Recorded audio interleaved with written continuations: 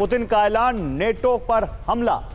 देखिए पुतिन का ऐलान नेटो पर हमला। अब ये हमला कहां करेंगे पुतिन, कैसे करेंगे, जरा अब इसकी बात करते हैं। बड़ी खबर इससे जुड़ी हुई, रूस के तुला पैराट्रूपर्स का मिसाइल अटैक, सोलेदर में रूस का ग्रैड से अटैक, यूक्रेनी फोर्स के कई बेस को नुकसान पहुंचाया है। आपको एक और बड़ी खबर दिखाते हैं, पुतिन के बयान से विश्व युद्ध की आहट। जी हां, नेटो से युद्ध के लिए रूस तैयार, पुतिन ने कहा। यह आ गई बड़ी ब्रेकिंग आपके सामने। विश्व युद्ध के लिए पुतिन तैयारी कर रहे हैं क्या? किसी भी परिस्थिति के लिए रूस तैयार, ये वो कह रहे हैं। हम पश्चिम से युद्ध नहीं चाहते, लेकिन हम किसी भी स्थिति से निपटने के लिए तैयार हैं, पुतिन ने यह बड़ा ऐलान किया है। तो नेटो वर्सेस रूस, क्या यह सामने दिख रहा है? विश्व युद्ध की आहट। आइए जरा आपको दिखाते हैं। 3 इलाके हैं जहां पर भिड़ंत की आशंका है। वो 3 इलाके कौन से हैं, वो तीनों आपके सामने लेकर आते हैं। देखिए 3 इलाकों में भिड़ंत की आशंका, यूक्रेन, बेलारूस, पोलैंड और सीरिया। यहां पर ये रूस और नेटो आमने सामने आ सकते हैं। इन 3 इलाकों में यूक्रेन युद्ध में नेटो देशों की भागीदारी साफ दिख रही है। बेलारूस और पोलैंड बॉर्डर पर लगातार तनाव बढ़ रहा है। सीरिया में रूस और अमेरिका की सेना ने उनकी सेनाओं के बीच तनाव बढ़ रहा है। इस साल अब तक 23 बार रूस और अमेरिका की मिलिट्री के बीच खतरनाक भिड़ंत हुई है। अब कुछ सवाल हैं इससे जुड़े हुए, वो बिग वॉल पर आएंगे। देखिए दीजिए पीसीआर यहां पर, देखिए वो बड़े सवाल जो है वो यहां पर आएंगे आपके सामने। वो सवाल आपके सामने ये आ रहे हैं, क्या पुतिन ने नेटो से लड़ने का मन बना लिया है? क्या पुतिन समझ रहे हैं कि अब फाइनल इसी से होगा डिसीजन? क्या नेटो वर्सेस रूस की तैयारी हो चुकी है?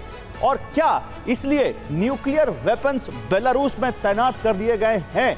जल्दी से इस बात का जवाब लेते हैं जनरल बख्शी से। जनरल बख्शी, आपके सामने तीनों सवाल, सर आंसर करिए इनका, क्या देखते हैं आप?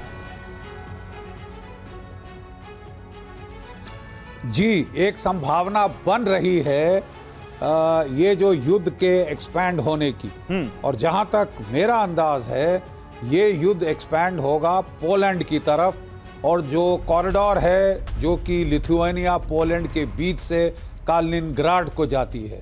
आपको याद होगा कि बगावत के बाद जो तमाम वैगनर ग्रुप के लड़ाके थे, कोई 20,000 वो पहुंचा दिए गए हैं बेलारूस, और प्रिगोजिन भी वहां पे पहुंचे हुए हैं, और वो अपने लड़कों को बोल रहे हैं कि वो तैयार रहें ऑपरेट करने के लिए पोलैंड के अंदर, लिथुआनिया के अंदर, और जरूरत पड़े तो वो जो कॉरिडोर है वो उसको स्ट्राइक कर सकते हैं।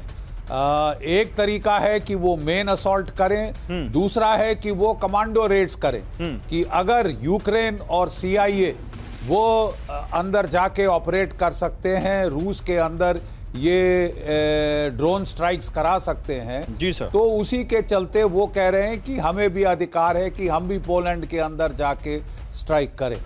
ये उनको ये जो कदम है सोच समझ के लेना होगा, क्योंकि इससे बहुत बड़ी एस्केलेशन हो सकती है।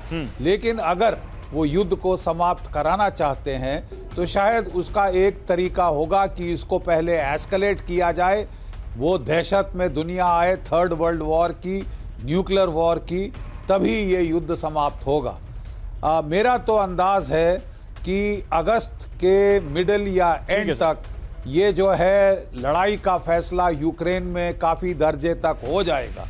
एक काउंटर ऑफेंसिव यूक्रेन की तरफ से गया है, एक काउंटर ऑफेंसिव 1 लाख की फौज से खार्किव की तरफ रूस का गया हुआ है। ठीक है, अब देखना यह है कि इनमें से कौन सा काउंटर ऑफेंसिव। ठीक है सर, इस पर और आगे बात करते हैं। आपने एक बड़ी बात कही है, आपने पोलैंड और बेलारूस बॉर्डर पर सबसे ज्यादा यहां पर आप आशंका जताई है कि यहां कुछ एस्केलेशन हो सकता है। आइए इसी से जुड़ी एक बड़ी खबर दिखाता हूं मैं।